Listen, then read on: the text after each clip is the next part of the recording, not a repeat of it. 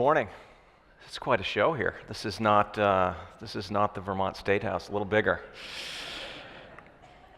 On behalf of Governor Phil Scott, thank you so much for this recognition.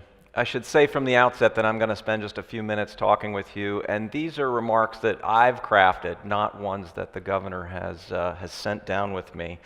Rather, they reflect an opportunity to provide an unfettered view of his approach to governing and the approach the team in Vermont has taken for the last 2 years as a Republican administration is governing in a state that is as blue as they get. Any of you who have been to Vermont know that it's a very independent landscape.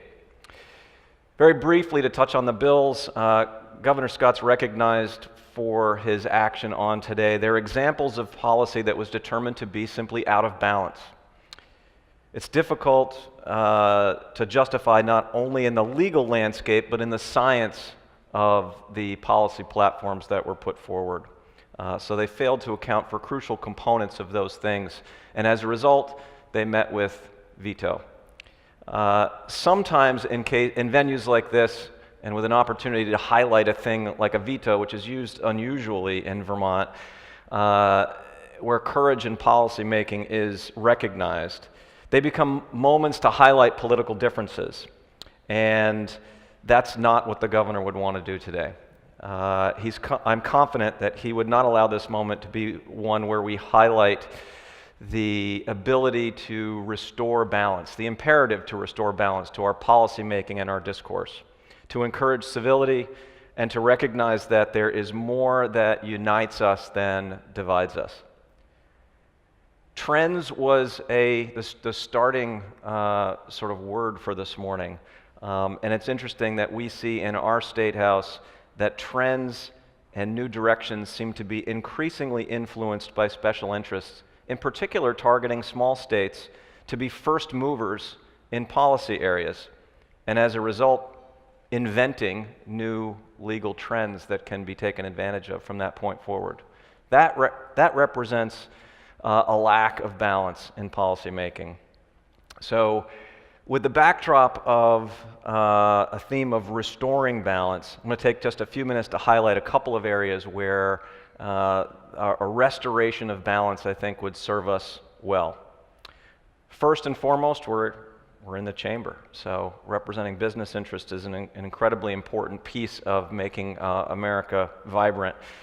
There are many parts of the United States where growth has been elusive. Outside of our major metropolitan areas, most rural areas have struggled in recent years to find a way to grow.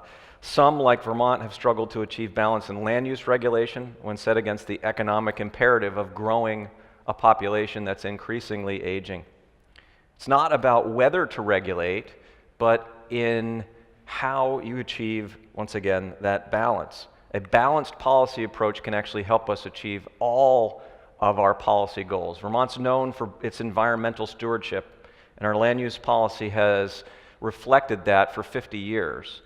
But now's a time to look at where economics and where good land use policy actually intersect. And we would argue that enabling and removing layers of regulation and bureaucracy to develop in our downtowns and village centers and corridors is essential to growth, while simultaneously preserving our majestic vistas and our waterways, our hillsides, and the things that make, in particular, Vermont and many places in the country great. And achieving that balance is the crucial component. At the same time, that makes prudent fiscal sense. For every mile of broadband, every mile of waterway, every mile of roadway that we build, we're almost immediately upside down in the construction cost and the ongoing maintenance of those roads. So compact settlement makes sense not only from an environmental stewardship and growth perspective, but from an economic perspective. The second area is balance in criminal justice. We often depict the criminal justice system as the scales, right? But you could, in the 21st century, I think you could depict it just as much with a pendulum that swings back and forth, swinging from tough on crime to soft on crime modes of operation and embracing different paradigms. But again, balance is essential, and a continuum of restorative justice, of treatment, and of a variety of approaches set against accountability at the same time is the crucial piece of having a balanced and functional justice system. And finally, balance in the way that we approach government innovation. Government's really good at creating hundreds of pages of requests for proposals to do very specific things that we prescribe, build a bridge, deploy a piece of technology. But in the 21st century, companies don't function that way. Many of our vibrant, small firms don't have the staff to be able to respond to those traditional heavy ways of doing business. So finding innovative approaches. In our case, deploying a reverse pitch where we put out a 10-page document asking small firms, scientists, and innovators to tell us how they would tackle the problem of phosphorus in our watershed, rather than telling them how we want them to tackle that problem and respond with a piece of technology. Through the Vermont Phosphorus Innovation Challenge is a way that we're changing the way that we're acquiring technology and innovating in government. And around the nation, similar things, reverse pitches, much smaller and more nimble acquisition of technology and innovation is leading the way. Walking slowly toward the future of these kinds of innovations and balance in policymaking is not really an option. We've got to accelerate that pace because we're mired in polarized politics today, and we're unable to get anything done as a result. Vermont is simply a microcosm of the national landscape. Achieving balance, fostering vibrant communities to support growth, telling the story of our compelling history of determination in the face of adversity and innovation that has created an ability to solve almost any problem seems to be lost in the discussions today.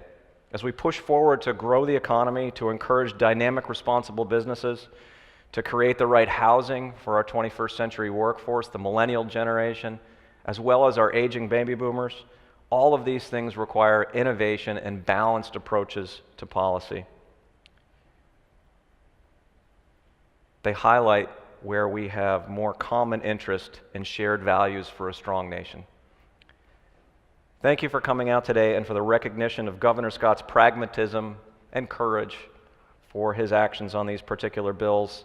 And while most of what I've told you is not directly from Governor Scott, I'll end with a quote, one I've heard him deliver to a host of audiences of every political stripe. It is not meant as a dig, I'll say that ahead of time. But as we look to restore balance and stability to discourse and to move America forward, a modern-day variation on the Golden Rule is a great first step to restoring balance. Tweet others as you would want to be tweeted. Thank you very much. Have a great day.